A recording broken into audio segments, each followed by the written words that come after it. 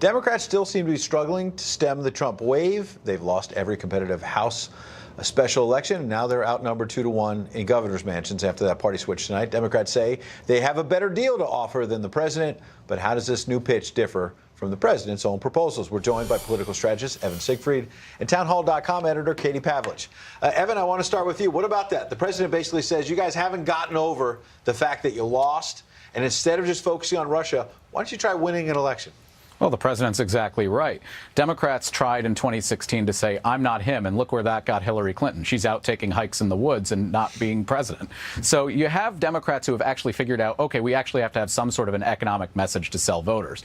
But it's very similar to what the president is selling, except that it's still the same policies at the end of the day that are just called something else. If I have a hamburger and I call it a hot dog, it's still a hamburger. And that's where Democrats are today.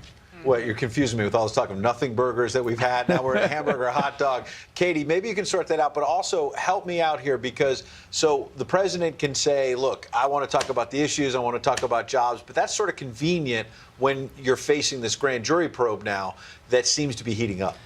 Yeah, I mean, the president's going after Democrats for only talking about the Russia issue, and he has a point in the sense that it is something they have harped on repeatedly, but that's not going to be his issue. His issue is going to be the grand jury investigation that is ongoing, and we're seeing that that may be expanding now. But in terms of Democrats, it doesn't help Democrats in the sense that they don't really have a message. The same people who rolled out the new better deal for America, Chuck Schumer, Nancy Pelosi, are the same ones who were in charge as Democrats lost all those seats across the country. And if you look at the actual plan, they're still talking about big government intervention. They still want minimum wage hikes, so which will kill jobs. They still want the government to reduce the prices of things, which whatever that means. But what that means to me and to voters is that that means more government intervention in things like Obamacare, which only makes the prices of things go up. And so people are looking for actual policy changes with new leadership in the Democratic Party, and they're just not there yet. Katie, I'm glad you mentioned Obamacare because tonight Vice President Pence was speaking at a political dinner in Tennessee.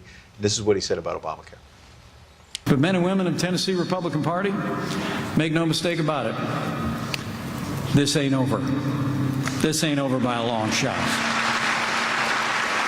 President Trump and I are absolutely committed to keep our promise to the American people.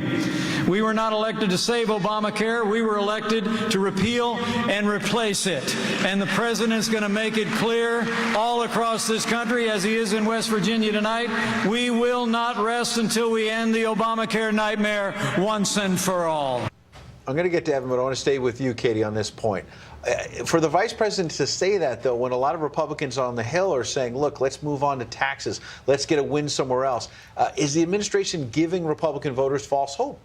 Well, look, I think that when these congressmen go home for their August recess, which D.C. is pretty empty right now, they're going to hear exactly from their constituents what Mike Pence just said at that dinner. This is not over. Republicans have an obligation to the people who worked very hard to get them elected. They have an obligation to their donors. They have an obligation to their promise that they've been making to do something about this. And yes, they have to move on to tax reform. But guess what? Tax reform is a big part of Obamacare repeal as well. Evan, I want to go back because you started out saying, look, of course, Democrats, they blew it. They just wanted to talk about Trump in the last election. They didn't have a message. And yet a lot of your party leaders are just focused Russia, Russia, Russia. And the fact of the matter is you have Chuck Schumer and Nancy Pelosi who have done virtually nothing to work with this president. Is it finally time, as the year comes almost to a close here, because they're going away for the rest of the month of August, we're not going to see senators until September, then they got a narrow window to get anything done. When will Democrats actually start working with this president?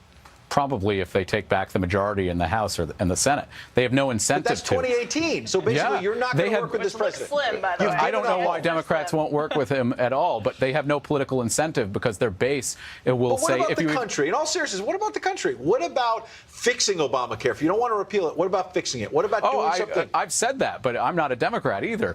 I actually believe that Democrats have no political incentive to do that because their base, if you so much as even say bless you when the president sneezes, they talk about primarying you. Yeah. So I think Democrats right now, look at what is happening in their party. Yeah. They're in a civil war where Bernie Sanders is the de facto leader of the party. Sure. And you have people like Linda Sarsour who are being lionized. And even the New York Times is calling them out for praising terrorists. And Democrats won't condemn it at all. All right. Evan, Katie, appreciate you coming in. Thanks.